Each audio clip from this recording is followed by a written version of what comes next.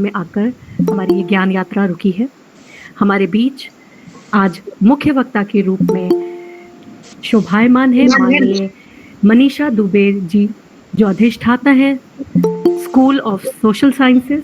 Sorry, I'm head of the department. Okay. So my best wishes to you, ma'am. Okay, thank you so much, and really thank you so much.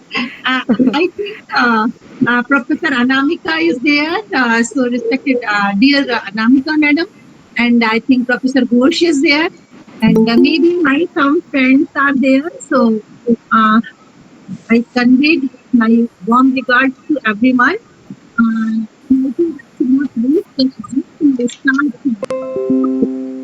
We have hardly 1 hour और ये अमृत काल है. This is अमृत काल और अमृत काल के अमृत विचार. I think really very important. So let's start. Anamika madam, with your due permission, should I start? Yes, ma'am. You may, but we just want to give a formal introduction of yours. A formal welcome, and then ma'am, we will ask you to start with the lecture. Just to keep the time for you, a formal welcome is must. I think, as a tradition. Please give us that much of you can say time to actually welcome you formally. Chancellor, may please ask. Okay, ma'am. Okay, I'll be. So we welcome you, ma'am, and I welcome you all the dignitaries and all the guests present in this online session. And this is the third day of our Amrit Kal ka Amrit Saptah.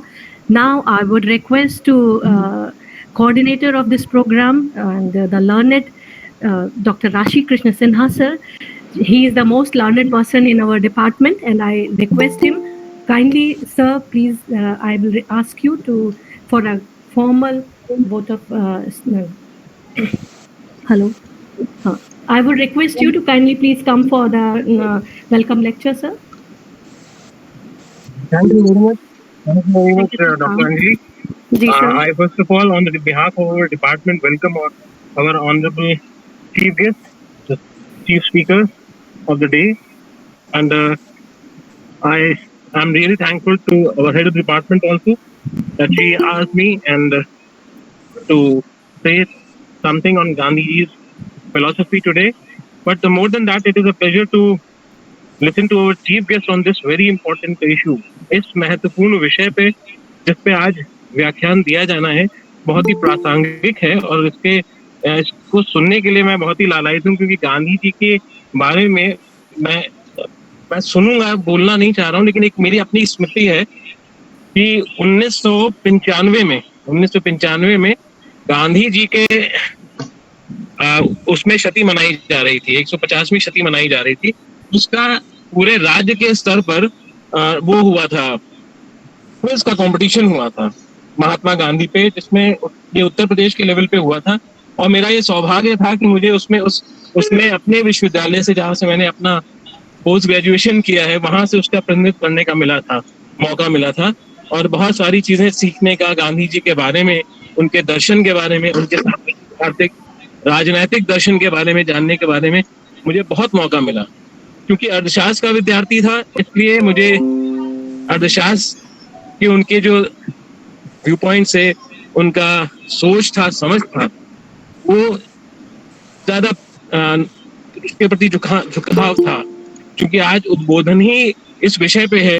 Doctor साहब ने 1947 तक, पूरे 100 साल तक का cover किया है doctor Anamika जी ने. ये बहुत ही बात है कि महात्मा गांधी ऐसे समय से ऐसे समय तक प्रासंगिकता, मतलब वर्तमान के बारे में बात हो रही है, लेकिन ये बहुत ही महत्वपूर्ण है कि विषय का चयन है. और इसके लिए मैं हमारी हेड डिपार्टमेंट मैडम का और अंजलि जी का और अभिषेक जी का भी, और हमारे जो रिसर्च स्कॉलर्स की टीम है उसको भी साधुवाद देना चाहूंगा कि बहुत ही सोच समझ के ये व्याख्यान, और हमारी जो चीफ स्पीकर मैडम है उनका उद्बोधन आज महत्वपूर्ण दिवस पे रखा गया है. आज ये महत्वपूर्ण दिवस इसलिए भी है कि आज चंद्रयान जो है 3 चंद्र की धरा को छुएगा, और हमें महात्मा गांधी के बारे में भी जानने का मौका मिलेगा नए उस परिदृश्य से. चाहे उनकी वो ट्रस्टीशिप की अवधारणा हो, चाहे वो ग्रामीण विकास की अवधारणा हो, चाहे चरखा जो एक इकोनॉमिक एंटिटी के रूप में उनका परिलक्षित होता हो। हमें ये भी स्मरण रखना होगा कि आखिर हम वो 2006-7 में जो रिसेशन आया था, हमारी ग्रामीण अर्थव्यवस्था, ये रिपोर्ट्स में था कि ग्रामीण अर्थव्यवस्था की वजह से हम लोग काफी उससे सुरक्षित रहे। ये तो नहीं कह सकते कि हम लोग उसमें बच गए पूरी तरह से, लेकिन काफी हद तक सुरक्षित रहे। चरखा के बारे में हो, चाहे वो ग्रामीण भारत को स्वतंत्र आर्थिक रूप से रिपब्लिक्स बनाने के बारे में हो, और ये चीजें कई जगह उनकी महात्मा जी की परिलक्षित होती हैं। मुख्यतः कुछ चीजें व्यवहारिक प्रतीत नहीं भी होती थी, लेकिन आज उनका प्रासंगिकता दिख रहा है जब हम इकोनॉमिक वेल्थ, प्रॉस्पेरिटी, इनकम के रीडिस्ट्रीब्यूशन की बात करते हैं। तो मुझे लगता है कि वो काफी अवधारणाएं ऐसी हैं जिनको हमें धरातल पे उतारना होगा, क्योंकि जो विचारधारा महात्मा गांधी अपने जीवन में जिसे उन्हें जीकर दिखाया, चाहे वो अहिंसा हो, चाहे वो असहयोग हो, वो उस समय, उस काल में, उस कालखंड में असंभव सा प्रतीत होता था।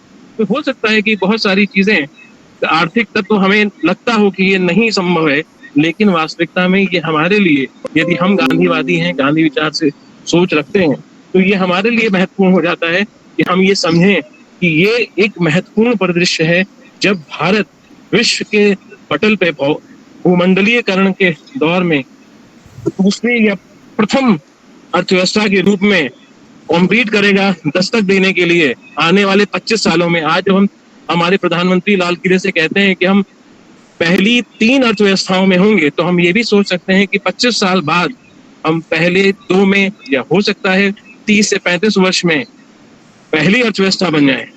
तो यदि हम ये सोच रहे हैं, यदि सोचेंगे नहीं तो करेंगे कैसे? तो इसमें, इस महत्वपूर्ण विषय पे हमारी मुख्य वक्ता, हमारी मुख्य अतिथि को मैं नमन करता हूँ, बहुत धन्यवाद देता हूँ कि उन्होंने हम लोगों को समय दिया। डॉक्टर अनामिका, आपको बहुत बहुत धन्यवाद। Thank you. Thank you so much, sir. Thank you. Without any further ado, I would like to invite Nidhi to kindly briefly introduce ma'am. Briefly. Thank you so much, ma'am, for giving me this opportunity. A very good evening to all the dignitaries on and off the dais. It is my great honor and pleasure to introduce Professor Manisha Dubey, PhD in Public Finance and Gandhian Economics. She is a professor and head of the Department of Economics in Guru Ghasidas Vishwavidyalaya, Bilaspur, Chhattisgarh. Today's session promises an engaging and enlightening experience for all of us. She will enlighten us with Gandhian philosophy and its significance in the contemporary world. She had supervised 7 PhDs and 28 MPhils, 28 books, and 40 plus research papers are there by her name on it. She had done many major research projects sponsored by UGC and ICSSR, evaluated PhD dissertation of various universities in the country, chaired many technical sessions, and delivered lecture as a subject expert. It is so impossible to mention her every single accomplishment because they are a lot. She is also a member of Indian Economic Association, Indian Society of Labour Economics, Chhattisgarh Economic Association. She is also a member of Draft Ordinance Committee for PG Ordinance in Social Sciences. She is an advisory board of Indian Council of Social Science Research, Northern Regional Center, New Delhi. She is a part of Academic Council and Proctoral Board of Guru Ghasidas Vishwavidyalaya. Besides the aforementioned accolades, she had delivered radio talks on various economic issues, got published her various articles in newspaper, and participated in press conferences. It is such an honor for us to have you today, ma'am, with us. Thank you, ma'am, for coming and bestowing us with your presence. Thank you for doing so much for our society. Please welcome with a huge round of applause, Professor Manisha Dubey. Thank you so much, ma'am. Thank you, Nidhi. Over to you, ma'am. I'm sorry for the delay. Thank you, ma'am. Should I start? Yes, ma'am, please. Thank you, Nidhi. Thank you, everyone. Thank you, Dr. who has introduced the topic, and I am very thankful to Professor Anamika for inviting me, and thankful to your university too. Let's start with the topic because it will take time. ना काफी हमें सोचना होगा. Actually, my topic is वर्तमान परिदृश्य एवं गांधीवादी विचार. When we say वर्तमान परिदृश्य एवं गांधीवादी विचार, we want to say कि Gandhian thought, relevance of Gandhian thought in present economic scenario. So first of all, we have to see what is वर्तमान परिदृश्य. सबसे पहले तो अगर हम we all are I think maximums are student of economics, तो we know अगर आज हम सोशियो इकोनॉमिक सिनेरियो देखें पूरे वर्ल्ड का, not only economic, we should go for socio economic scenario, तो हम पाते हैं कि दुनिया की लगभग 2/3 population is in poverty, may not be exactly below poverty line, but 2/3 population is residing in poverty. और उनकी निर्धनता, उनकी लाचारी, this is the one dimension. The second dimension is कि कंटिन्यूअसली देयर इज द ह्रास हो रहा है पर्यावरण का, और we have seen the condition of Uttarakhand, अपना Himachal Pradesh, even north pole, south pole. तो हम एक एक करके देखते जा रहे हैं कि सिनेरियो क्या. सिनेरियो है कि गरीबी है, गरीबी है, समृद्धि के द्वीप भी है और गरीबी का मरुस्थल भी. एनवायरनमेंट बहुत बुरी तरह से डरा रहा है. रूस यूक्रेन वार या और भी हम जितने अफगानिस्तान की हालत देखें और जिस तरह के आपके वो बन रहे हैं, वेपन्स बन रहे हैं, तो इससे आज ये भी कंडीशन हमेशा लोग डरे रहते हैं कि पता नहीं कब मनुष्य जीवन का अंत हो जाएगा हथियारों से. उसके अलावा अगर हम देखें तो हमारा मीडिया कंटिन्यूअस कंज्यूमरिज्म को बढ़ा रहा है. लगातार लोगों को लग रहा है पूंजी की बरसात हो रही है और उपभोग लगातार बढ़ रहा है. ये भी एक रीजन है आपके एनवायरनमेंट का खराब होने का. और जब इतना ज्यादा उपभोगवाद या कंज्यूमरिज्म होता है तो हम देख रहे हैं लोगों में लोभ या लालच, जिसको ग्रीड कहें, बढ़ रहा है. देश और घृणा की प्रवृत्तियां बढ़ रही हैं. तो अभी जिस कंडीशन में हम गुजर रहे हैं वो जमाना गांधी का जमाना नहीं है. आज हम गांधी के टाइम से काफी आगे निकल गए हैं. ना सिर्फ सोशियो इकोनॉमिक कंडीशन, हमारी जो पॉलिटिक्स है, राजनीति है, वो भी गांधी के समय की तरह उतनी सरल, सपाट और पारदर्शी नहीं है जैसी हुआ करती. और हम सभी जानते हैं कि हम ग्लोबलाइज्ड लिबरल इकोनॉमी के अभिन्न अंग बन गए हैं. धीरे धीरे हम राष्ट्र राज्य की परिकल्पनाओं को ताक पे रखकर ग्लोबल नागरिकता, विश्व नागरिकता की ओर तेजी से बढ़ रहे हैं. और जैसा कि मैंने आपको कहा कि मीडिया हमें खुशहाली के रंगीन सपने दिखा रही है और हम अपने स्वर्णिम भविष्य पर नजरें टिकाए रखने के लिए प्रोत्साहित हुए हैं. आपकी जो मार्केट ओरिएंटेड इकोनॉमिक पॉलिसी है, बाजार उन्मुख अर्थनीति, और मीडिया हमें पूरी तरह से मेंटली अनुकूलित करने में लगा, हमारे मानसिक रूप से अनुकूलित करने में लगा है कि ये जो डेवलपमेंट मॉडल है, this is good for us.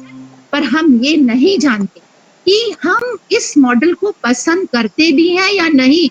और हमें ये भी नहीं मालूम कि ये जो डेवलपमेंट का मॉडल है, ये जो सभ्यता जिस डायरेक्शन में जा रही है, क्या इसका कोई विकल्प हो सकता है या नहीं. मैं यूं कहूं तो ज्यादा बेहतर होगा कि हम ये नहीं जानते कि क्या हमारा दुश्मन हमसे बाहर है या क्या कहीं हम ही तो अपने दुश्मन नहीं बन बैठे हैं. तो मैं आपसे कहूंगी, इन परिस्थितियों में ऐसी उहापोह तो तब भी नहीं थी जब गांधी लिख रहे थे. गांधी की पहली किताब थी जब वो 39 ईयर्स के थे, हिंद स्वराज. बाकी जितनी उनकी आत्मकथा देखें या अन्य किताब देखें तो वो उसी का ही एक्सपांशन हमें दिखाती है. मैं आपसे कहूँ, गांधी के समय की बात करूं तो 20वीं सेंचुरी में गांधी और मार्क्स दो ही ऐसे विचारक हुए, ऐसे थिंकर हुए, जिन्होंने कैपिटलिज्म के विकल्प के रूप में अपने विचार रखे. ना सिर्फ विचार रखे बल्कि प्रयोगों के द्वारा ये सिद्ध करके दिखाया कि जैसे आपकी कैपिटलिस्टिक इकोनॉमी काम कर रही है या अन्य इकोनॉमी, मिक्स्ड इकोनॉमी काम कर रही है, वैसे ही उनके ये जो विचार हैं ये भी काम करेंगे, काम में आने लायक हैं. अभी जैसा कि बोल रहे थे एक सर आपके यहाँ के कि उन्होंने अपने सिद्धांतों के लिए अपने जीवन को प्रयोगशाला बनाया. गांधी ने जीवन को प्रयोगशाला बनाया और हम सबसे कहा कि आप भी आजमाएं इन विचारों को, और यदि आपको आजमाने के बाद लगता है तब आप इसे स्वीकार करें. जहां तक मार्क्स की बात है, मार्क्स ने सिद्धांतकार की भूमिका अदा की. उन्होंने इसे काफी अच्छे से अपनी किताब में लिखा और मार्क्स की जो अनुयायी थे उन्होंने काफी हद तक उनके सिद्धांतों को अमली जामा पहनाया. और ये इस बात से प्रकट होता है कि लगभग 7 दशक तक मार्क्सवाद रशिया और अन्य देशों में चलता रहा. और परंतु प्रयोग बाद में दोनों ही असफल हुए, या हम कह सकते हैं कि असफल कर दिए गए. असफल हुए या असफल कर दिए गए, यह हम देखेंगे. गांधी ने जिस तरह की व्यवस्था प्रस्तावित की थी, हम जानते हैं कि आजादी के बाद सत्ता आई और बहुत समय तक गांधी के अनुयायियों के पास रही. और उन्होंने वह रास्ता चुना जिसका विरोध गांधी जीवन भर करते रहे।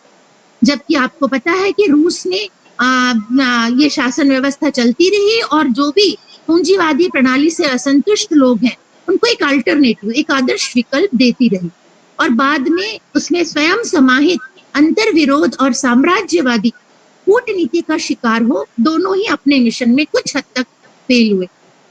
मैं आपको बताऊं, जब जो कि गांधी की मुख्य किताब मानी जाती है, गांधी के विचारों को पढ़ना तो बिना हिंद स्वराज पढ़े हम नहीं रह सकते, उसने जॉन स्टुअर्ट मिल और अन्य बहुत से पश्चिमी चिंतक थे उस समय के जो कि ये मानते थे कि ये विकास विरोधी है।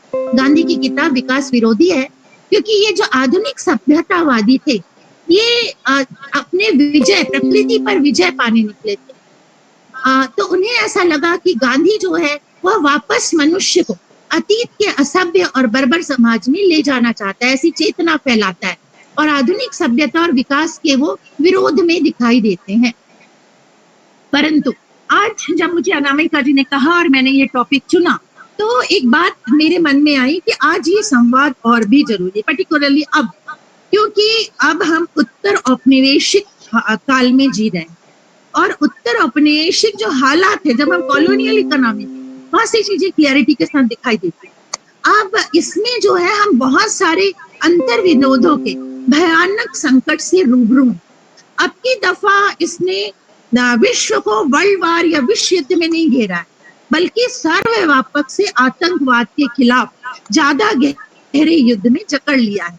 तब तो आपको अपना कॉलोनियलिज्म साफ मायने में दिखाई देता था, परंतु अभी भी वह परोक्ष रूप से हमारी आर्थिक, सामाजिक एवं राजनीतिक हालत के भीतर से अभी भी काम कर रहा है।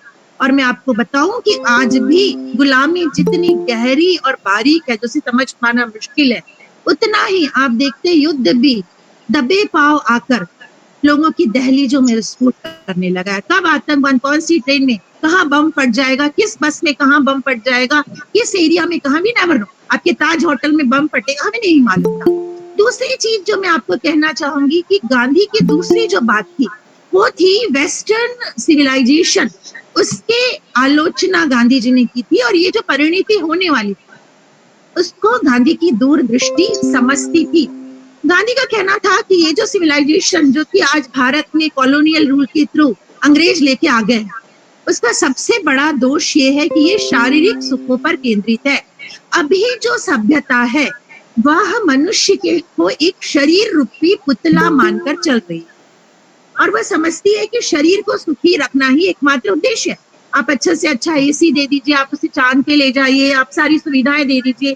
तो गांधी कहते हैं, वो अपनी किताब में लिखते हैं कि मैं अपने 20 साल के अनुभव के आधार पे कहता हूं कि नीति के नाम पर अनीति सिखाई जाती है। शरीर को सुख कैसे मिले यही आज की सभ्यता ढूंढती है, परंतु गांधी कहते हैं सच्चाई क्या है? सच्चाई तो यह है कि यह सुख भी, शरीर का सुख भी नहीं मिल पाता, क्योंकि हम प्रकृति के साथ बैलेंस बनाकर नहीं चल रहे हैं। आप जब प्रकृति के साथ प्राकृतिक तरीके से आप जीते हो, प्रकृति के अनुसार मेहनत करते हो, वो नहीं करते, तो हम जानते हैं कि आज जो प्रॉब्लम, जितनी डायबिटीज और ब्लड प्रेशर या इस तरह की लाइफ स्टाइल डिजीज जिन्हें हम कहते हैं, लाइफ स्टाइल डिजीज की है, उतनी नहीं, पहले कभी नहीं थी। आज व्यक्ति भोगवाद में या कंज्यूमरिज्म में दूसरे का सुख छीनकर स्वयं सुख पाने की कोशिश कर रहा है, और का सुख छीनकर स्वयं सुख पाने की कोशिश में हम देख रहे हैं आज दुनिया में जितनी हिंसा, लूटपाट और क्रूरता की घटनाएं बढ़ रही हैं, फिर भी इस सभ्यता के जो वकील हैं वो कहते हैं कि हम दुनिया में सबसे अधिक सभ्य, और वो ये भी कहते हैं कि आप हमारी सभ्यता को सर्वश्रेष्ठ मानिए, ये करने से वो बाज नहीं आते। गांधी ये जो हमारा इंडस्ट्रियल रिवॉल्यूशन हुआ, इसको भी इस भोगवादी सभ्यता की विकृत परिणति मानते हैं। वो कहते हैं कि उद्योगों का विकास मनुष्य में भोग लोलुपता बढ़ाने की दृष्टि से हुआ, और ये जो भोगवादी लिप्साही है ये ही हमें दूसरों को उपनिवेश बनाने की प्रवृत्ति को बढ़ावा दी। वैसे आपको एक और तरीके से समझाती हूँ। इंडस्ट्रियल रिवॉल्यूशन, ये ऑल और इकोनॉमिक्स स्टूडेंट्स, हुआ इंग्लैंड में हुआ। What is industrial revolution? हमने डिवीजन ऑफ लेबर किया, स्पेशलाइजेशन किया, हमने लार्ज स्केल प्रोडक्शन किया। अब प्रॉब्लम क्या है? इंग्लैंड को प्रॉब्लम आई कि जो इतना बड़ा प्रोडक्शन इंडस्ट्रियल रिवॉल्यूशन में हो गया है, इसको कैसे खपाया जाए। और आपने देखा कि विश्व के एक के बाद एक देश जो हैं वो इंग्लैंड के उपनिवेश बनते चले गए, इंक्लूडिंग भारत। और इनके देखा देखी इंडस्ट्रियल रिवॉल्यूशन फ्रांस में भी हुआ, जर्मनी में भी हुआ और देशों में भी हुआ, पर तब तक अधिकांश देश इंग्लैंड के उपनिवेश बन चुके थे और नेचुरली इन देशों का जो इंटरेस्ट है वो टकराया। इनको उपनिवेश नहीं थे, इनके पास भी प्रोडक्शन ज्यादा था। और विश्व ने फर्स्ट वर्ल्ड वॉर देखा, फिर सेकेंड वर्ल्ड वॉर देखा। तो ये जो बाजार का भूमंडलीकरण करने की व्यवस्था की गई है, ये भी इसीलिए की गई है कि आपका कंज्यूमरिज्म बढ़े, भोगवाद बढ़े। और बहुत से देश है जहाँ विकास का पैमाना माना जा रहा है, पूछते हैं कि आपका क्या कंजम्पशन है, ये चीजें पूछ रहे हैं। तो मैं आपको बताऊं, मैंने आपको पहले ही बताया कि गांधी के विचार हिंद स्वराज से शुरू हुए और उसी के एक्सपांशन हमें आगे दिखाई दिए। गांधी उस समय 39 साल के थे, 39 वर्षीय, that time Gandhi was barrister. 39 वर्षीय बैरिस्टर मोहनदास करमचंद गांधी ने हिंद स्वराज में जो विचार व्यक्त किए, बाद में उनके पश्चातवर्ती अवतार हुए महात्मा गांधी। बैरिस्टर गांधी से लेके महात्मा गांधी बनने तक गांधी का जीवन झंझावतों से गुजरा और उसके बाद उनकी जितना समय बीतता गया उतनी आधुनिक सभ्यता के प्रति उनकी धारणा और भी तीक्ष्ण होती चली गई। और उन्होंने कहा, उनसे लोगों ने पूछा, क्या आप हिंद स्वराज में आज इतने वर्षों बाद, जब आप महात्मा गांधी, आप देश के राष्ट्रपिता हैं, क्या आप उसमें कुछ परिवर्तन करना चाहेंगे? गांधी ने कहा कि नहीं, मेरी धारणा उन सब मामलों में और भी मजबूत हो गई है। शायद मैं एक दो शब्दों को हटाना चाहूँ, मैं आपको बताऊंगी बाद में कि उन्होंने किस शब्द को हटाने की बात की। तो 1939 वर्षीय जो बैरिस्टर गांधी जितना सोच पा रहे थे, जितना we should all have proud of it, कि हमारे पास एक ऐसा था जिसके लिए आइंस्टीन कहते हैं कि आने वाली पीढ़ी विश्वास नहीं कर पाएगी कि गांधी की तरह चलता फिरता पुतला भी हो चुका है। तो गांधी के इस हिंद स्वराज को लिखे 114 ईयर्स हो चुके। आप जानते हैं इन 114 सालों में देश और दुनिया में सब कुछ बदल चुका है। और गांधी जब वो लिख रहे थे तब गांधी ने भारतीय अध्यात्म और दर्शन, अवर फिलॉसफी, इंडियन फिलॉसफी का बहुत गहरा अध्ययन किया था। ना सिर्फ उसका अध्ययन किया था, गांधी ने उस समय जो आपके वेस्टर्न फिलोसोफर थे जैसे कि Tolstoy, Thoreau, Edward Carpenter, Taylor, Max, Nordau, Ruskin, ऐसे बहुत सारे लोगों का विचारों का अवगाहन किया था। और उन्होंने बहुत सी चीजों में आश्चर्यजनक रूप से पाया था कि जो जितना डीप थिंकर था वो उतना ही करीब करीब भारतीय संस्कृति जैसी चीजों की ही बात कर रहा था। और वो उस समय इतने कायल हो गए भारतीय संस्कृति के कि वो कहते थे कि ये जो मानव सभ्यता जो जिस संकट से जूझ रही है, जो वो चाहती है कि एक अच्छा हेल्थ चाहिए, एक अच्छी आपको मेंटल पीस चाहिए, आपको एक कंफर्टेबल लाइफ चाहिए, तो इस सब की जो समस्या है इसका समाधान जो है भारतीय सभ्यता और संस्कृति से मिलेगा। जानते थे कि ये जो संकट जो उनके समय में आया ये कई गुना आगे हो जाएगा। तो अब हम ये कहेंगे कि अगर आज गांधी होते तो शायद वो कहते कि आज जितनी बड़ी समस्याएं जैसी सिस्टम दिख रहा है, either we speak of economic system और पॉलिटिकल सिस्टम और सोशल सिस्टम, तो हम ये कहेंगे कि आज हमें एक नहीं अनेक गांधियों की जरूरत है, जिनके शास्त्रास्त्र या जो ऐसे कई हिंद स्वराज जो उन्होंने लिखे हो, जो इतने विस्फोटक हो, इतने कारगर हो कि वो एक नव गांधीवाद के एक अभिनवित संस्करण की स्थापना करे। मैं आपको उस संबंध में थोड़ा सा पीछे से ले जाना चाहूंगी कि जब तक कॉलोनियल इकोनॉमी थी तब तक बहुत कुछ अलग तरीके से चल रहा था, और जब कॉलोनीज खत्म हो गई तब ये जो कॉलोनी का शोषण था, उपनिवेशों के शोषण पे जो आर्थिक ढांचा टिका हुआ था वो चरमरा है क्योंकि जितने उपनिवेश थे वो या तो कच्चे माल दे रहे थे, और आप जानते हैं कि मैन्युफैक्चर्ड माल ले रहे थे और उनके सारे प्रोडक्ट बिक रहे थे, भोगवाद अपनी तरफ से बढ़ रहा था, पंचायतों को टारगेट किया जा रहा था। पर अब उपनिवेश नहीं है, तब क्या हुआ? साम्राज्यवाद का स्थान अब किसने लिया? मल्टीनेशनल्स। अब कौन आ गई हमारे सामने? बहुराष्ट्रीय कंपनियां आ गई। और अब इकोनॉमी सिर्फ उत्पादन पर निर्भर नहीं करती। जब आप मल्टीनेशनल्स में आ गए हो, आप एफडीआई की बात करते हो, आप पोर्टफोलियो इन्वेस्टमेंट की बात करते हो, तो अब आपकी अर्थव्यवस्था ब्याज और कीमतों के हेर फेर पर निर्भर हो गई। और आप जानते हैं कि अब ब्लैक मनी का जो प्रोडक्शन है वो अपने चरम पर पहुंच गया है। और पॉलिटिक्स जो है, मैंने आपको कहा कि कई प्रकार से काम कर रहा है, साम्यवादी व्यवस्था ध्वस्त हो गई है। 2009 में आपका सब प्राइम क्राइसिस शो कर रहा है, जैसा कि राम मनोहर लोहिया ने, डॉक्टर राम मनोहर लोहिया जो कि गांधी का काफी कुछ उन्होंने आगे प्रस्तावना लिखी थी, उन्होंने अपनी अमेरिका यात्रा के समय 70s में कह दिया था कि ये सभ्यता नष्ट होने वाली है। उस सभ्यता का एक धक्का लगा सब प्राइम क्राइसिस में, यूरो क्राइसिस में, और अभी पूरे अमेरिका और यूरोप बहुत घनी मंदी की ओर जा रहे हैं और एम्प्लॉयमेंट लगातार गिर रहा है। तो आपको गांधी के विचार समझने हैं, गांधी किस तरह की व्यवस्था की बात करते हैं, किस तरह हम इन सारी समस्याओं से बाहर निकलेंगे। तो सबसे पहले तो मैं आपको ये कहूं कि गांधी स्वराज के बारे में अपनी धारणा स्पष्ट करते हुए कहते हैं कि स्वराज का मतलब इतना ही नहीं है कि अंग्रेज को देश से बाहर निकल दिया जाए। अगर आपने सिर्फ अंग्रेजों के को देश से बाहर निकाला तो ये तो सत्ता का हस्तांतरण है, राज्य सत्ता का हस्तांतरण है। सिर्फ अंग्रेजों के चले जाने और उनके स्थान पर भारतीयों के बैठ जाने से स्वराज नहीं आ जाए, बल्कि मैं यूं कहूं तो ये एक अंग्रेज विहीन इंग्लिशतान बन जाएगा। वो चाहते थे गांधी ने लगातार प्रयास किया कि सिर्फ सत्ता नहीं, सत्ता के साथ व्यवस्था भी बदले। जो अंग्रेजों ने एडमिनिस्ट्रेटिव और जुडिशियल सेटअप तैयार किया है उसे हमें इंडिजिनस करना होगा, अपने देश काल की परिस्थिति के अनुसार सिस्टम डेवलप करना होगा। वो बहुत कठोर शब्दों में अंग्रेजों की वेस्टमिनिस्टर प्रणाली के सर्वश्रेष्ठ होने के दावे का खंडन करते हैं। आप लोग जानते हो कि जब वो हिंद स्वराज लिख रहे थे, at that time he was जहाज में थे, वो लंदन से साउथ अफ्रीका जा रहे थे, तब उन्होंने वहां पे गरम दल के कुछ सदस्य थे जिनसे उन्होंने पूछा था कि आप अगर अंग्रेज चले जाते हैं तो आप देश कैसे चलाओ। पहले तो उन सदस्यों ने कहा कि ये तो बड़ा वो है कि अंग्रेज चले जाते हैं, ये तो हम कह नहीं सकते। फिर उन्होंने कहा कि जो ब्रिटिश पार्लियामेंट है वो तो पूरे वर्ल्ड की पार्लियामेंट की माता कही जाती है और हम वैसे ही चलाएंगे जैसे वेस्टमिनिस्टर प्रणाली जो है वो चल रही है।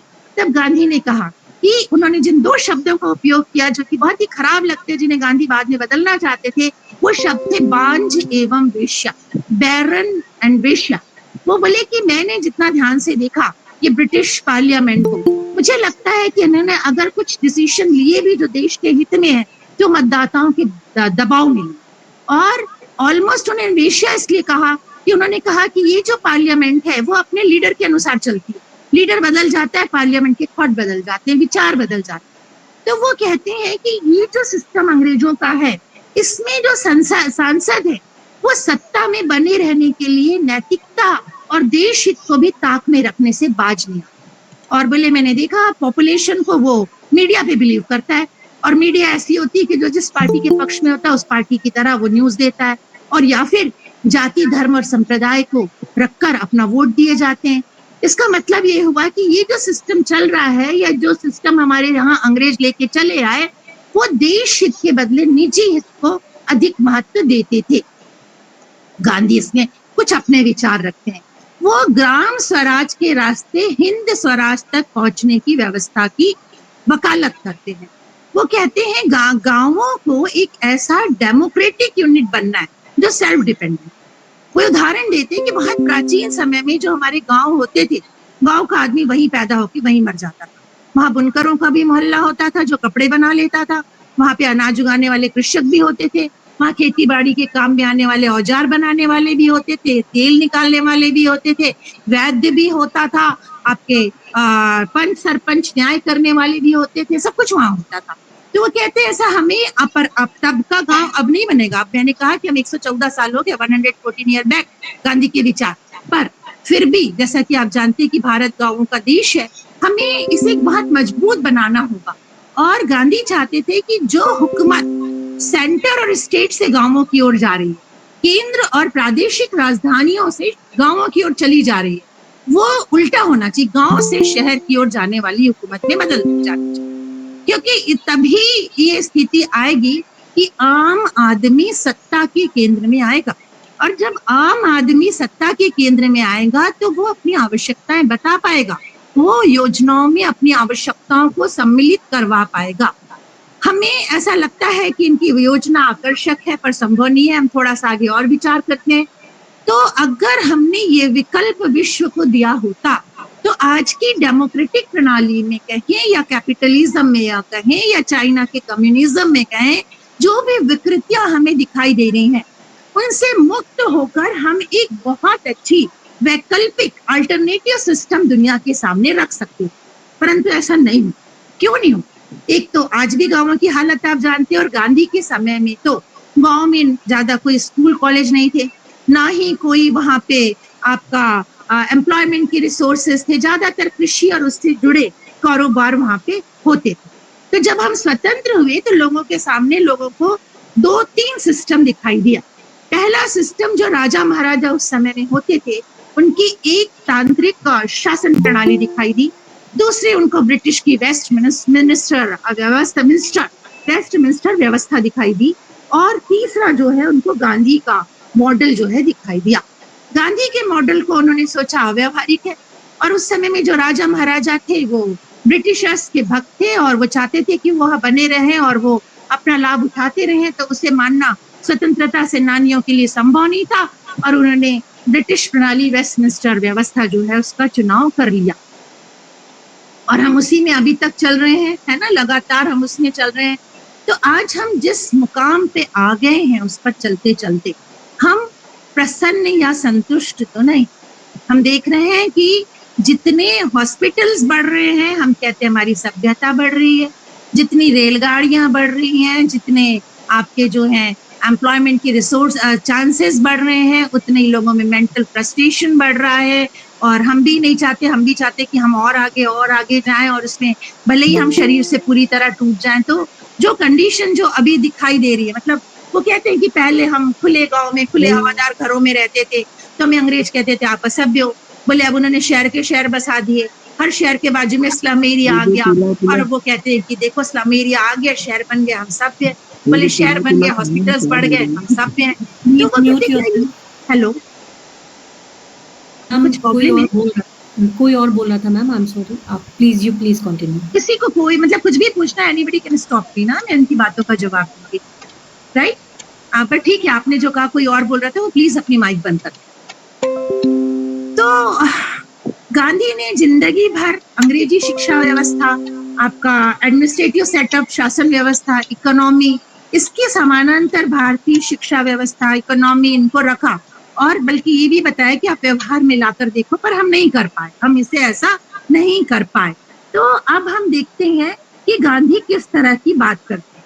देखिए, पहले हमको थोड़ा सा यूरोप की तरफ भी जाना पड़ता।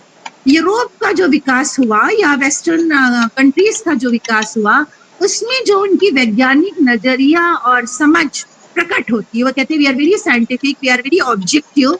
तो जो समझ प्रकट होती है वही आगे जाकर के वही इंग्लैंड से मार्क्सवाद का जन्म होता है और पुख्तगी पाती है, और गहराई में मार्क्सवाद जैसी बड़ी व्यवस्थित चिंतन विचारधारा आपको मिलती है, शक्ल लेती है उसका। और उस दृष्टि से आप सोचिए कि वैज्ञानिकता की बात करें तो लोगों का कहना है कि गांधी के नजरिए में अवैज्ञानिकता एवं अंतर विरोध नजर आता है। पर अगर हम ये भूल जाए और थोड़ी देर के लिए हम ये सोचे और फिर उसमें आगे बढ़े कि सोचने का एक और तरीका भी हो सकता है, और हम सस्पेंशन ऑफ डिसबिलीव का सहारा लें कि चलिए थोड़ी देर के लिए हम छोड़ देते हैं, देखते हैं कि ये इसमें कितनी वैज्ञानिकता है, कितनी प्रैक्टिकलिटी है, कैसे हम आगे बढ़ सकते हैं। तो गांधी कहते हैं कि विकास का एक तरीका भारत में भी खोजा गया, और गांधी कहते हैं कि भारत में जो विकास का तरीका खोजा गया वो ज्यादा वैज्ञानिक, ज्यादा सभ्यता मूलक, और न सिर्फ सभ्यता मूलक, ज्यादा मानवीय। वो कहते हैं कि ये जो तरीका भारत में खोजा गया वो मनुष्य और प्रकृति के रिश्तों की, मैन एंड नेचर, थोड़ी अलग तरह की समझ से पैदा हुआ है। ये यूरोप की तरह प्रकृति पर विजय पाने का रास्ता नहीं था, बल्कि हमारा रास्ता था प्रकृति के साथ ही होकर विकास करना। We are not apart from nature, we are the part of the nature. हमें उनके साथ साथ आगे बढ़ना है। और प्रकृति भारत में दुश्मन की तरह सामने नहीं आई, और वही कारण था कि जब हम यूरोपियन हिस्ट्री या वेस्टर्न कंट्रीज की हिस्ट्री पढ़ते हैं तो हम देखते हैं कि एक कबीला दूसरे कबीले का सामूहिक नरसंहार कर देता था। और भारत में सभ्यता न सिर्फ प्रकृति को लेकर चलती है बल्कि एक कबीला दूसरे कबीले को आत्मसात करते हुए मानवीय रिश्तों के दायरे को बढ़ाता है। ये एक बुनियादी दृष्टिभेद की ओर मैं आपको आकर्षित कर रही हूँ कि जो वेस्टर्न सिविलाइजेशन और हमारे सिविलाइजेशन में दिखाई देता है। तो मैं कहूंगी नजरिया भी जुदा है, परिप्रेक्ष्य भी अलग।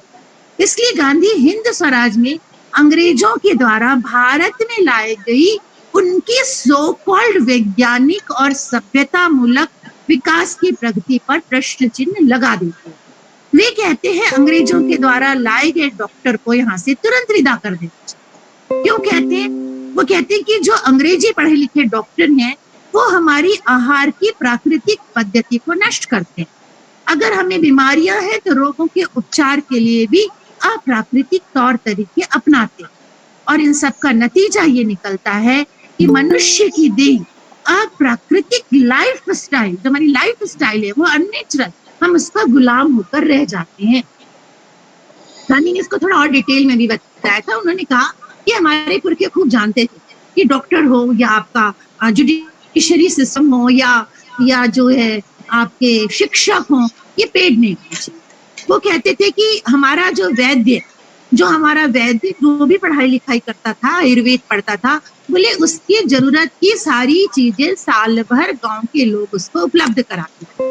वैद्य का जीवन इस बात पर निर्भर नहीं करता था कि लोग बीमार पड़ेंगे तभी उनका घर चले। इसलिए जब वैद्य के पास लोग जाते थे तो वो उनसे पूछता था कि आपकी लाइफ स्टाइल क्या है, आपने कल क्या खाया था, आप कब उठते हो, कितना वॉक करते हो। तो वो जड़ से बीमारियों को दूर करने की कोशिश करता है। पर डॉक्टर हो या वकील, इनका जीवन डिपेंड करता है, अगर झगड़ा ना हो तो वकील का घर ना चले, अगर बीमारियां ना हो तो डॉक्टर का घर ना चले। गांधी कहते हैं वेस्टर्न जो डॉक्टर है वो पेंडेमिक फैलता है तो वो खुश हो जाते हैं, मेरी दुकान चलेगी, क्योंकि वो उनके धंधे में छिपा हुआ है, वकील के धंधे में छिपा हुआ है कि अगर कोई लोगों की लड़ाई ना बढ़ाए तो उनका घर कैसे चलेगा। इसीलिए जब पंच सरपंच झगड़ा सुलझाते हैं, वकील झगड़ा बढ़ाता है, डॉक्टर खुश होता है जब बीमारियां फैलती है, चलो भी अब मैं खाली नहीं बैठूंगा, लोग मेरे पास आएंगे। वो कहते हैं ये इतनी अंदर की चीज हमारे पूर्वज जानते थे कि ये प्रोफेशन को प्रॉफिट से अगर आपने जोड़ा तो आज जो हो रहा है कि कई लोग कहते हैं कि डॉक्टर इतने प्रोफेशनल हो गए हैं, जरूरत हो ना हो वो उठा के ऑपरेशन करते थे, मनुष्य शरीर को मजाक समझ लिया गया है। गांधी जी समझते थे, वो कहते थे डॉक्टर को तुरंत विदा करो। ट्रेन की आलोचना करते थे कि ट्रेन चले पर चलकर सफर करने की आदत है। अगर आज गांधी होती और देखते जरा सी दूरी के लिए लोग गाड़ियों में जा रहे हैं तो उनको समझ में आ जाता है कि इनकी लाइफ स्टाइल बिगड़ गई है, प्राकृतिक संतुलन बिगड़ गया है और बीमारियां बढ़ेगी। गांधी ने कुछ संबंध में कुछ आंकड़े पेश किए थे। उन्होंने यूरोप के कुछ आंकड़े लिए थे और कहा था जहां जहां बिजली चली गई वहां लोग स्वस्थ हो गए, ट्रेन चली गई तो उन्होंने कहा कि मशीनें जरूरी हैं पर मनुष्य शरीर को जिस लिए बनाया गया है कि पैरों को इतना चलना चाहिए, हाथ को इतना काम करना चाहिए, तो आज हम जिम के ऊपर डिपेंड कर रहे हैं। तो ये जो चीजें हैं गांधी ने कही और यही तर्क उन्होंने यंत्र सभ्यता, मशीनों पर, ये जो कैपिटलिस्टिक डेवलपमेंट के तरीके हैं उन पर लागू किया। उन्होंने कहा कि ये जो नेचर होता है, प्रकृति और जो हमारी ह्यूमन बॉडी होती है, इनकी एक आपसी रिश्ते, एक तरह के श्रम संतुलन वाला समाज पैदा होता है। और जब श्रम संतुलन से हम चलते हैं तब यह एक समाज की एक अच्छी संस्कृति का रूप लेता है। और जब ये ऐसी संस्कृति का रूप लेता है तब मानव सभ्यता विकास करती है। पर ये जो यांत्रिक सभ्यता है ये इस पूरे प्राकृतिक संतुलन को बिगाड़ देती, गड़बड़ा देती है और इससे सामाजिक विकास का जो मानवीय रूप है वह गहराई से जड़े जमाने से चूक जाता है। और जो सभ्यता प्रकट होती है, जैसी कि आज जो सभ्यता प्रकट हुई है, वह प्रकृति और अपने से इतर और मानव समुदाय को दुश्मन मानती हुई उनके ऊपर सत्ता वर्चस्व करने के लिए संघर्ष रहती है। और यही फर्क है और इसी फर्क के कारण जो यूरोपियन कंट्री का सामाजिक विकास हुआ उसका मूल मंत्र हिंसा और भारत का अहिंसा का रूप लेता है। यहाँ तक गांधी ने कह दिया कि सभ्यता के मामले में हम सबसे इस कदर आगे हैं कि हमें किसी से कुछ सीखने की आवश्यकता नहीं है। गांधी मानते थे कि उन्होंने औपनिवेशिक सत्ता कायम की इंग्लैंड ने हमारे यहाँ, कुछ लोग जो इंग्लैंड के पिछलग्गू हुए, उसने भारत के इस मूल व्यक्तित्व को तबाह कर दिया है। गांधी अंग्रेजों के लिए अंग्रेजों को जाने नहीं कहते थे, वो चाहते थे कि भारतीय सभ्यता को यदि बचाना है तो अंग्रेजों को विदा करना होगा। गांधी ने कहा मुगल भी आए, रह गए हमारे यहाँ, पारसी भी आए, रह गए, पर उन्होंने हमारी सभ्यता को अपनाया और अंग्रेज हमारी सभ्यता को नहीं अपना सकते, इसलिए उन्हें क्या करना चाहिए, विदा कर देना चाहिए। गांधी कहते थे कि अंग्रेजों ने भारत को गुलाम नहीं बनाया, गांधी कहते थे कि हमने भारत अंग्रेजों को दे दिया। सो कॉल्ड जो पढ़े लिखे लोग, गांधी कहते अंग्रेज गिनती के थे। अगर आपके घर कोई मेहमान आता है और आप कहोगे कि भाई हम तो अपने तरीके से रहेंगे, अपनी तरह का खाना खाएंगे, अपनी तरीके की भाषा बोलेंगे, अगर बोले हम बोलते हैं उनको कि ना तो हम आपकी अंग्रेजी सीखेंगे, ना हम आपकी कोर्ट कचहरी मानेंगे, ना ही हम आपको अपने घर इनवाइट करेंगे। अंग्रेज कितने दिन रहे? आपके घर कोई मेहमान आता है और वो कहेगा बिल्कुल आप उसकी तरह बिल्कुल एडजस्ट नहीं कर, वो अगली बार आपके यहाँ नहीं आए, उसको उसकी तरह का खाना ना मिले, रहना ना मिले। तो गांधी कहते हैं कि अंग्रेजों को विदा करना होगा, और उन्होंने कहा कि भारत के किसान कभी भी गुलाम नहीं हुए, वो तो अभी भी स्वतंत्र ही थे। गुलाम वो सो कॉल्ड लोग हुए जिन्होंने वेस्टर्न कल्चर के पिछलग्गू बने। गांधी ने इस सभ्यता की एक और आलोचना की, उन्होंने कहा ये सभ्यता मनुष्य को आत्मिक दृष्टि से कमजोर बनाती है। एक एग्जाम्पल दिया उन्होंने कहा पढ़ा लिखा आदमी बाहर एक लॉक लगाता है, घर के अंदर एक लॉक लगाता है, उसके बाद अगर एक खटपट हो तो डर के मारे उठ के बैठ जाता है। और बोले आप हमारी भारतीय सभ्यता की क्या बात करेंगे, एक किसान जो है एक खाद डाल के खेत में सो जाता है, बाजू में डंडा रखता है, रात भर चैन की नींद, उसको अपने शरीर की ताकत का बल है। और जो पढ़े लिखे लोग हैं उनके हाथ में जब तक हथियार है तब तक उनको बल है, बंदूक हाथ में तो बल है और बंदूक छूट के गिर गया। इसीलिए जब हमारे यहाँ बल आजमाया जाता था तो शारीरिक बल आजमाया जाता था, और यहाँ पे बल उनका अपना आत्मबल इतना कम है कि घर के बाहर अगर खटपट हो जाए तो वो डर जाते हैं। और हमारे गांव के लोग बाहर इस तरीके से रहते हैं। ऐसे बहुत सी चीजें हैं, इतनी चीजों का भी यहाँ वक्त नहीं होगा, गांधी इसके बारे में कहते हैं। तो इससे हमने समझा कि गांधी का जो विरोध था सभ्यता मूलक, एक विजित देश का आदमी, एक विजेता देश को जिसके यहाँ सूरज नहीं अस्त होता, उसकी सभ्यता को चुनौती दे, और उसकी सभ्यता की चुनौती का ही एक पार्ट था जिसमें वो कैपिटलिज्म और साम्राज्यवाद, इंपीरियलिज्म का विरोध कर रहे थे। और ये जो बात थी ये ज्यादा व्यापक मानवीय सवाल के गर्भ से पैदा हुई थी, उनकी जो बात थी। और इसीलिए वैज्ञानिक चिंतन का आग्रह यदि करेंगे तो हमें वस्तुनिष्ठ व्याख्या गांधी के विचारों से हासिल नहीं होती। उस नजरिए से हमको गांधी पिछड़े हुए, अतीत से चिपके हुए या आत्मवादी धारणाओं से घिरे हुए मालूम पड़ते हैं।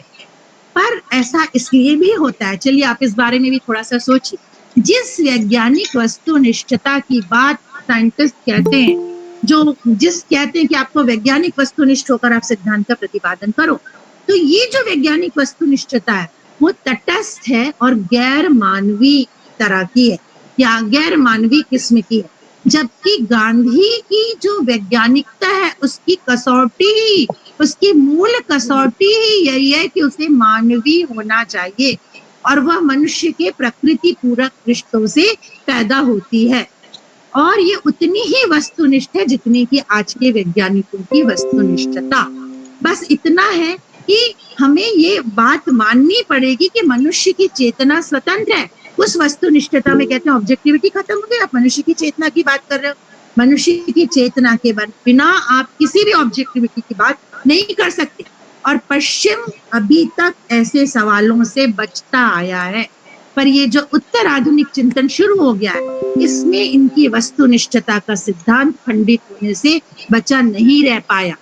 आप पश्चिम में ही देखिए, मिशेल फूको जैसे चिंतक, मिशेल फूको वेस्टर्न फिलोसोफर है, वो भी वैज्ञानिक वस्तुनिष्ठता की राह पर आगे बढ़ता है। और जब आगे बढ़ते हुए वो वेस्टर्न फिलोसफी की जो स्वीकृत धारणा है उन पर सवाल करता है, वो भी गांधी की तरह बड़े नुमाया तरीके से यूरोपीय डॉक्टर, यूरोपीय शिक्षक और जेलर की गैर मानवीय और गैर प्राकृतिक भूमिकाओं पर जाकर अटक जाता है।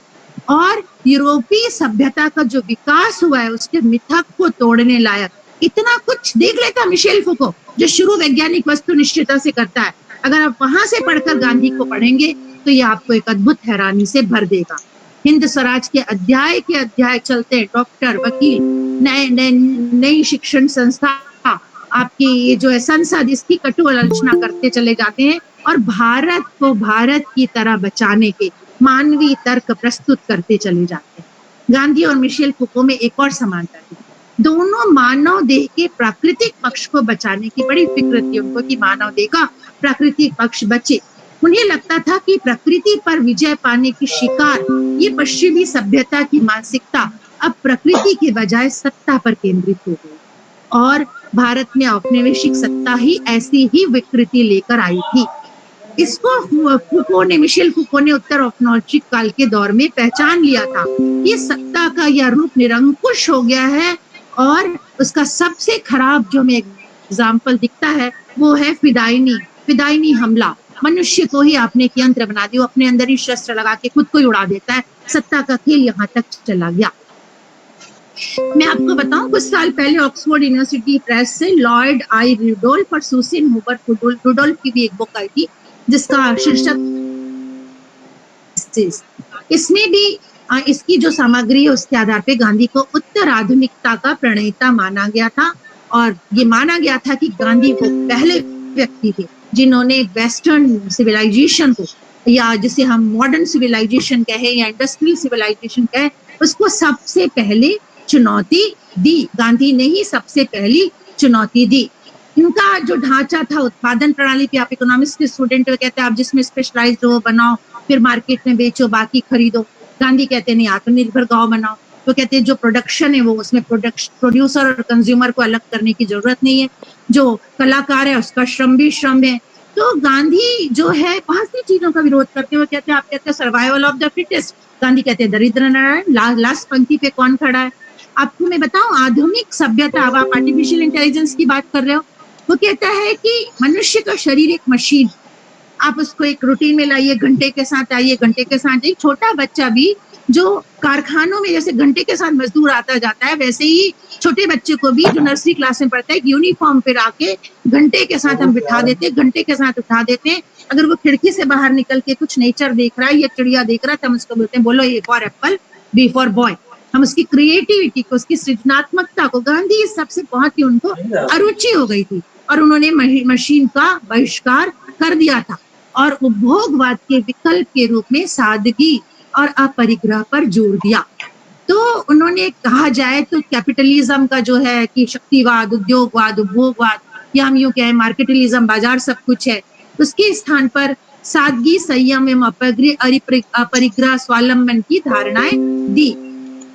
और आपको मैंने कहा कि गांधी गए, डॉक्टर राम मनोहर लोहिया ने इसको विकसित किया और नोम चॉम्स्की भी आपके वेस्टर्न फिलोसोफर हैं। आजकल विश्व सामाजिक मंच का आंदोलन चल रहा है और विश्व सामाजिक मंच के आंदोलन में और भी बहुत से ऐसे आंदोलन जुड़े हुए हैं जिन्हें गांधी के विचारों से प्रेरणा मिली और ये जो है गांधी की ओर वापसी संकेत है। तो हमें थोड़ा डेप्थ में इनसे सोचना होगा, हमें एक इकोनॉमिक सिस्टम देना होगा। आप जानते हैं कि पहले भी ट्रेडिशनल इकोनॉमिक सिस्टम था, फिर आपका ये आ गया कैपिटलिज्म, आ गया कम्युनिज्म, आ गया मिक्स्ड इकोनॉमी, आ गई लिबरल इकोनॉमी, आ गई।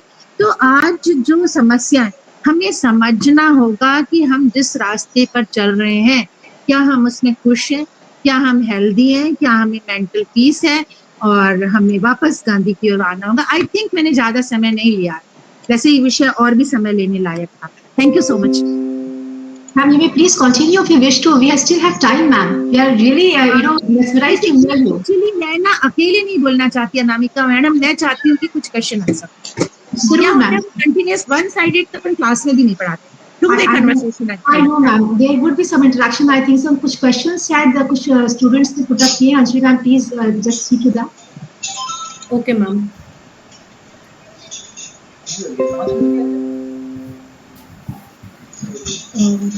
Naren sir, can you help me in this?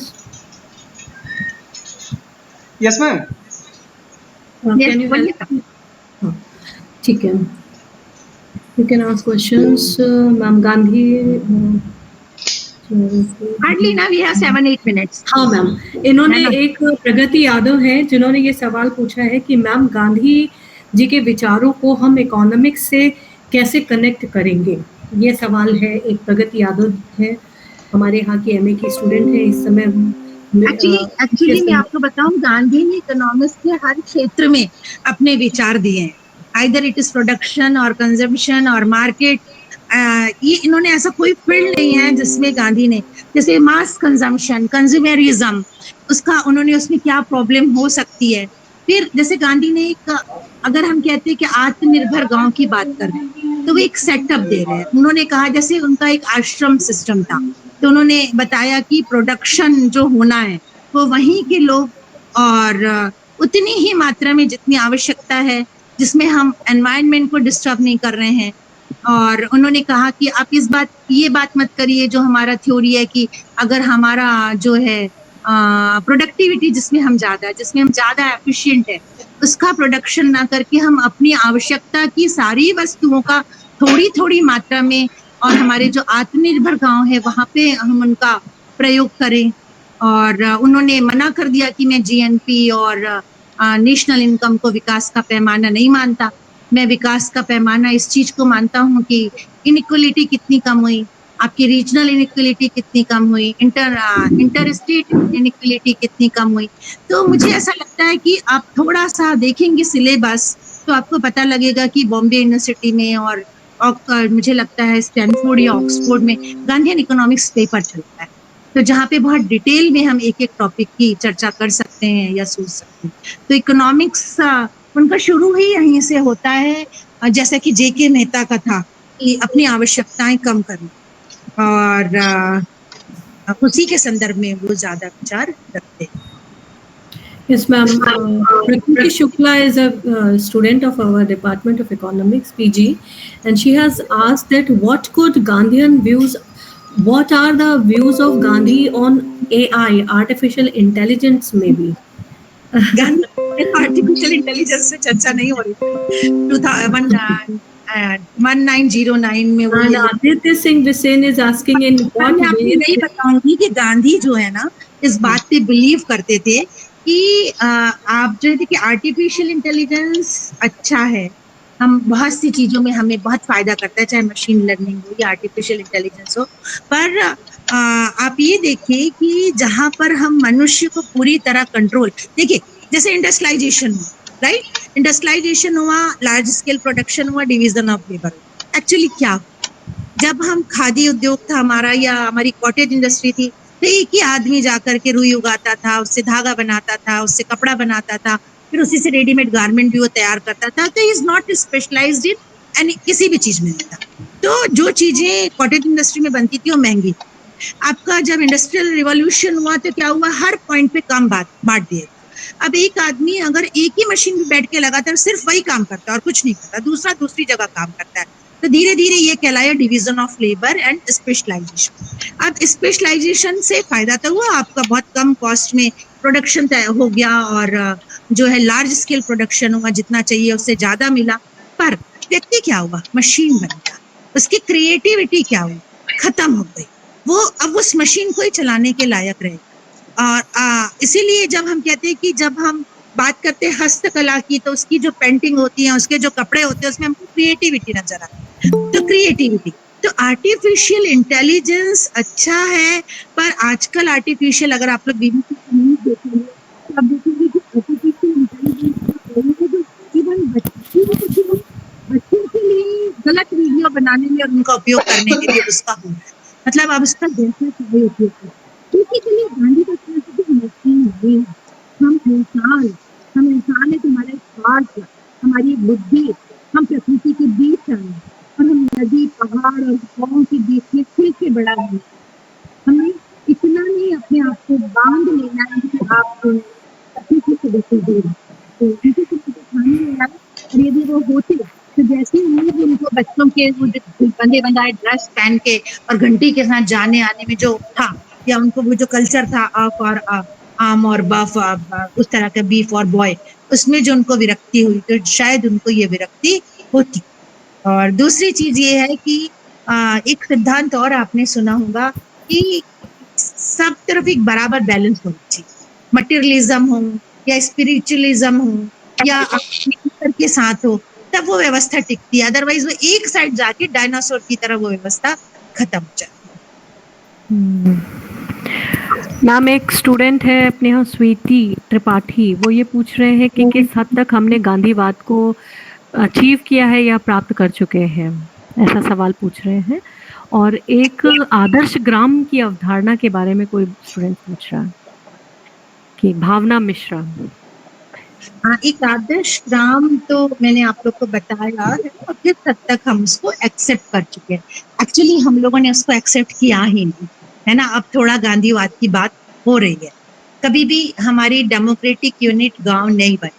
और आपको मैं बता दूं कि क्यों होता है ऐसा कि एक आदमी जो है वो ट्रेन में जा रहा है या बस से जा रहा है, उसको चिंता नहीं होती कि मैं इसकी पंखे बंद कर दूं या लाइट बंद कर दूं, क्योंकि उसके मन में ये फीलिंग ही नहीं आती ये मेरा। वो अपने घर का पंखा बंद करता है, पर अपनी कॉलेज का पंखा बंद करे जरूरी नहीं है। पब्लिक प्लेस में वो थूक दे, उससे हो जाता है, घर में नहीं। क्या वजह है इसकी? पहली वजह है कि जब हम एक बार संसद या विधायक चुन के भेजते हैं तब तक वो हमारे हाथ में होता है, पर 5 साल तक जितने पॉलिसी डिसीजन होते हैं उसमें आम आदमी का बहुत कम हाथ होता है या नहीं के बराबर होता है।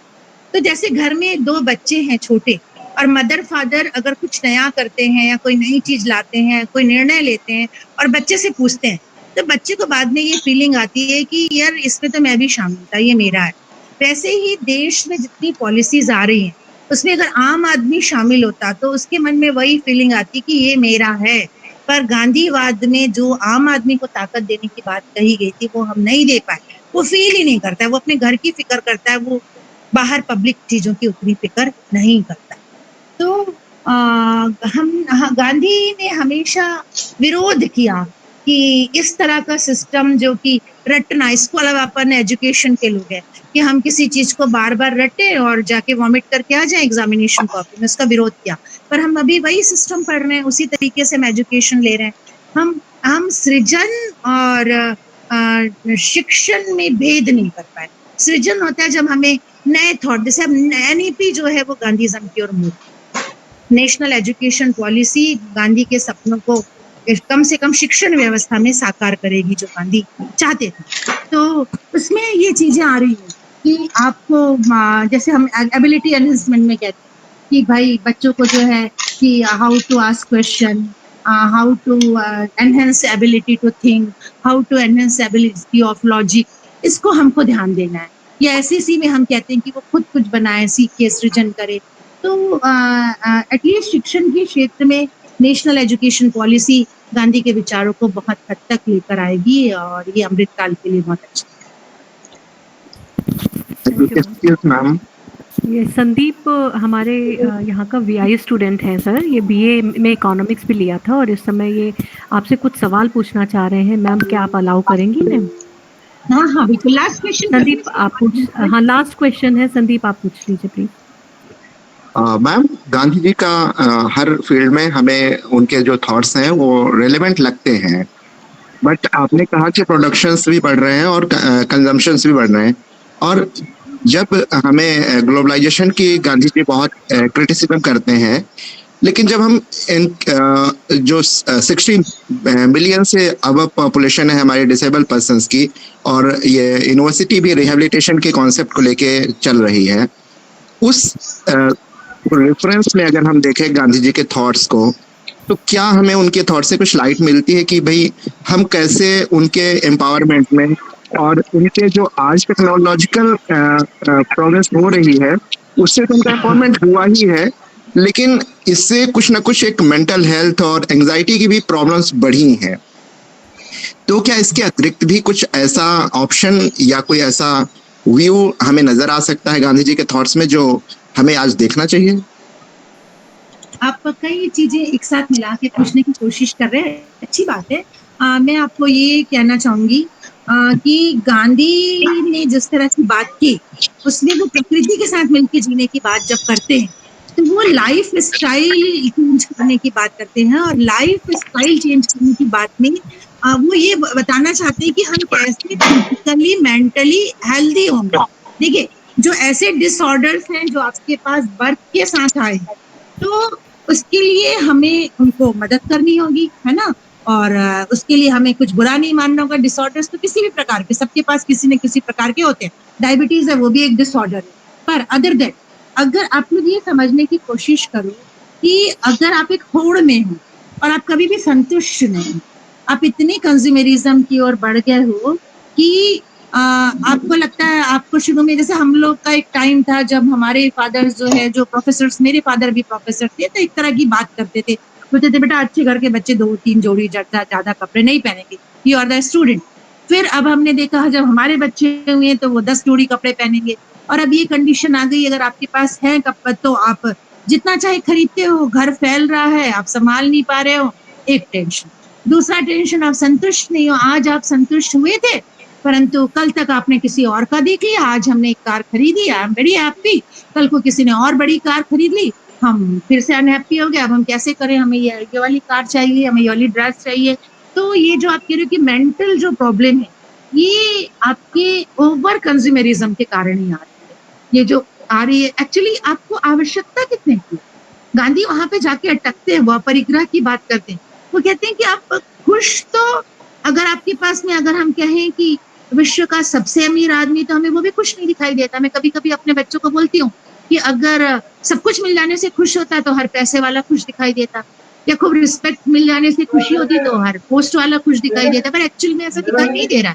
तो हमें जानना होगा कि हमारी खुशी कहाँ है। गांधी उस पर हमारा ध्यान आकर्षित करते हैं, वो कहते हैं प्रोडक्शन करना है, एक हेल्दी प्रोडक्शन करना है। ऐसा नहीं कि हम एक ही प्रकार की सब्जी खा रहे हैं, हम वेराइटी ऑफ फूड खा रहे हैं, हम वेराइटी ऑफ कपड़े पहन रहे हैं, पर कहीं ना कहीं हमारा मेंटल सेटअप ऐसा है कि हम एक पॉइंट है जहाँ पे हम खुश होते हैं, अपरिग्रह करते हैं। और दूसरी चीज आपको ये भी कहूंगी कि अगर आप अपरिग्रह नहीं करोगे, तो बोलते हैं हवा आदमी बांध नहीं पाया तो लोगों को सांस लेने मिल रही है, पर अनाज आदमियों ने बांध लिया, लोगों को कमी पड़ गई।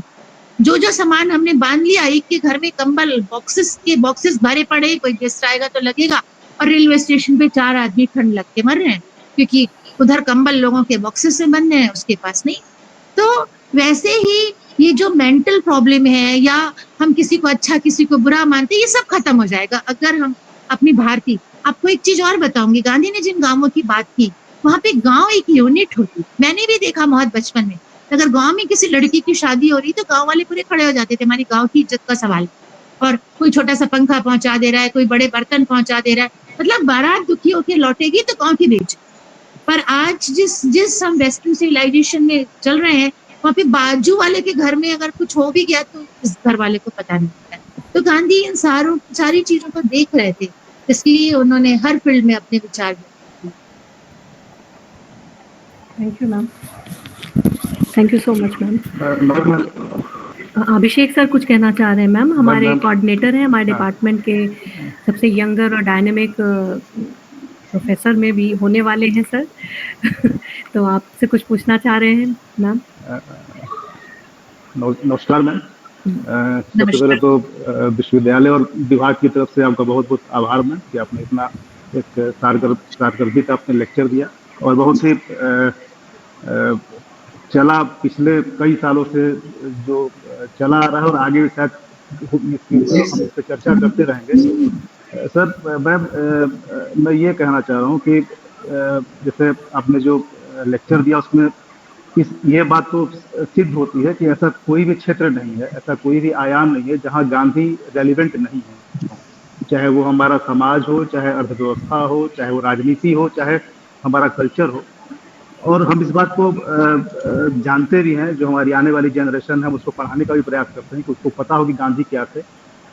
फिर भी मैम ऐसा क्यों होता है कि बार बार हमको गांधीयन थॉट्स की रेलिवेंसी को जस्टिफाई करना पड़ता है? ये समाज में या हमारी एजुकेशन सिस्टम में कहाँ ये प्रॉब्लम आ रही है मैम? और क्या भविष्य में इस अवस्था की हम कल्पना कर सकते हैं कि हमको गांधीयन थॉट्स को जस्टिफाई न करना पड़े, और आने वाले समय में गांधीवाद को हम पूरी तरह, या पूरी तरह तो नहीं लेकिन फिर भी एक मैक्सिमम जो हमारी जनरेशन है उस बात को एक्सेप्ट कर ले कि हाँ गांधी प्रासंगिक है, गांधी आगे भी प्रासंगिक रहेंगे, चाहे वो अर्थव्यवस्था हो, चाहे वो समाज हो, राजनीति हो, चाहे वो बाजारवाद हो, हर जगह गांधी जी प्रासंगिक है। तो क्या ऐसा समय आ सकता है मैम फ्यूचर में कि हमको इस बात को बार बार इसको जस्टिफाई न करना पड़े, ये गांधी आज भी प्रासंगिक है? Thank you ma'am. Abhishek ji, आपका क्वेश्चन बहुत अच्छा है और बहुत अच्छी सोच के साथ आपने पूछा है। देखिए होता क्या है कि जब बच्चा बड़ा होता है, देखो गांधी की माँ जिस तरह के आदर्श सामने रखती थी, इवन अगर आप उनकी आत्मकथा पढ़ेंगे तो उनकी पत्नी कस्तूरबा भी गांधी ने किससे नहीं सीखा? गांधी ने भारतीय अध्यात्म का, दर्शन का, वो इंग्लैंड में बैरिस्ट्री कर रहे थे, पर वो अपनी सभ्यता से दूर नहीं, समझे आप? और उन्होंने जितने भी हम अपने सिद्धांत दिए, हर डायमेंशन पे ओरिजिनलिटी गांधी की है, पर वो सब कुछ भारतीय सभ्यता, संस्कृति, सामाजिक ढांचे, आर्थिक ढांचे से उन्होंने लिया। अब हमारे यहाँ क्या होता है, जैसे हमारा बच्चा है, आमतौर पे बहुत सारे घरों के लोग बोलते हैं कि देखो बेटा, तुमको डॉक्टर बनना है या एडमिनिस्ट्रेटर बनना है या वकील बनना है। मतलब बच्चे को इस चीज पे हम एम्फेसाइज करते हैं कि वो अपना ब्रेड एंड बटर कैसे प्राप्त करेगा, डॉक्टर भी। हम उससे ये नहीं कहते कि आपकी इस तरह की पर्सनालिटी होनी चाहिए, ऐसा व्यक्तित्व आपका होना चाहिए। आपके जीवन में खुशी कैसे आएगी, ये हम उसको नहीं बताते। हम उसको ये जरूर बताते हैं कि देखो बेटा, अच्छे से साफ सुथरे रहो, या कोई कोई खूबसूरत है, थोड़ा बच्चा बड़ा हो जाता है तो वो अपनी ड्यूटी के प्रति कॉन्शियस हो जाता है, अपनी पर्सनालिटी के प्रति कॉन्शियस हो जाता है। तो जब तक हमारे अंदर गांधी नहीं आएंगे, तब तक हमारे बच्चों के अंदर गांधी नहीं आएंगे। जब तक शिक्षकों के अंदर गांधी नहीं आएंगे, तब तक बाकियों के अंदर गांधी नहीं आएंगे। तो ये सब कुछ होगा अगर हम बच्चों को ये कहें कि बेटा, पहली चीज तो ये है जो उनके माता पिता ने कही थी कि तुम किसी के कहने के अनुसार दुनिया मत देखो, तुम दुनिया को अपने चश्मे से लो। डोंट बी, मैं आज कुछ कह रही हूँ उस पर नहीं, तुम खुद गांधी पढ़ो, तुम समझो, जैसा गांधी ने कहा उसको जीवन में आजमाओ, और उचित लगता है तो मानो, नहीं लगता तो छोड़ दो। तो उनको एक तो फ्रीडम दो, दूसरा उनको हमें अपनी सभ्यता से परिचित कराना पड़ेगा। हर माँ बाप खुश होते हैं बच्चा इंग्लैंड अमेरिका चला गया या हम अमेरिका होकर के आए, तो हमारी जो मानसिकता है वो हम गुलाम रहे हैं, और हमने गुलामी नहीं देखी, पर हमारे खून में गुलामी, हम उनके गुलाम बने हुए हैं। हम उनसे जब दूर हटेंगे, और अब धीरे धीरे हट रही है, अब देखेंगे अमेरिका और यूरोप में तो क्राइसिस आ रहा है, तो धीरे धीरे गर्व, उस समय भी गांधी के समय भी पूरा मन में बिठा दिया गया था कि आपकी सभ्यता जो है वो मूर्ति पूजक है और सब कुछ दुनिया निकाला। विवेकानंद ने उस चीज से लोगों को निकाला। तो विवेकानंद का एक सेंटेंस है, education is the manifestation of the perfection already in man. तो उनको बताना पड़ेगा यू आर ऑलरेडी परफेक्ट, निकलो बाहर। तो बहुत अच्छा क्वेश्चन था, thank you so much. Thank you, ma'am. So I think you want to re-quote Mahatma Gandhi, be the change that you wish to see in the world, maybe, in the answer of Dr. Abhishek Pandey. Okay, ma'am, it was nice having you, and I would like to invite our vibrant HOD, ma'am. She is just waiting to deliver her vote of thanks and to you. Thank you. Over to you, ma'am. Thank you so much, Dr. Anjali, and I am really, blessed to have you, ma'am, on this online platform. आपने जिस ओजस्वी वाणी में अपने इस वक्तव्य को प्रस्तुत किया, एक बेहतरीन चित्रण प्रस्तुत किया मैडम आपने, और गांधी जी के जिन आपने विचारों को यहाँ पे रखा, वर्तमान परिपेक्ष में उनकी प्रासंगिकता को रखा। जैसे अभिषेक जी ने भी पूछा, क्या ये सफर यूं ही चलता रहेगा? नहीं, ये तब तक चलता रहेगा जब तक कि हम अपने अंदर गांधी जी के विचारों को समाहित नहीं करेंगे और अपने बच्चों को इस बात के लिए तैयार नहीं करेंगे। बहुत ही खूबसूरत लाइन मैडम आपने जो कही कि प्राकृतिक जो हमारा संतुलन है उसको बना के, और संस्कृति से आपने जब जोड़ा, और मानवीय सभ्यता की जो कड़ी को आपने रखा गांधी जी के विचारों के माध्यम से, इसके महत्व को हमने वाकई में समझा। और जिस तरह से स्टूडेंट्स ने एक एक करके प्रश्नों की जो झड़ी लगाई, निश्चित रूप से वो आपको बहुत ध्यान से सुन रहे थे और उनके मन में कई सारे प्रश्न उमड़ रहे थे, और शायद यही एक प्लेटफॉर्म हमें जरूरत होती है जहां बच्चे अपने प्रश्नों को रख सके, अपने इस कौतूहल को शांत कर सके। जिस तरह से आपने तारतम्य में बैठाया मैडम, मैं सच में इस बात के लिए वाकई में आपकी फिर से प्रशंसा करना चाहूंगी, और इस ऑनलाइन मंच के लिए आपने सहर्ष स्वीकृति दी, इसके लिए आपका बहुत बहुत आभार। Over to doctor Anjali. Thank you very much. Should I leave? Thank you, ma'am. Thank you. Should I just give us 2 minutes only? Just 2 minutes. क्या डॉक्टर मुलायम सिंह यहाँ पर हैं, हमारे यहाँ ऑनलाइन उसमें जुड़े हुए हैं? Ma'am, he is research scholar of our department, and he would like to extend the vote of thanks. Mulayam, are you there? Yeah. हाँ, please. आप अपने आप को अनम्यूट कर थोड़ा वॉइस बढ़ा लें मुलायम। हाँ, कंटिन्यू करिए।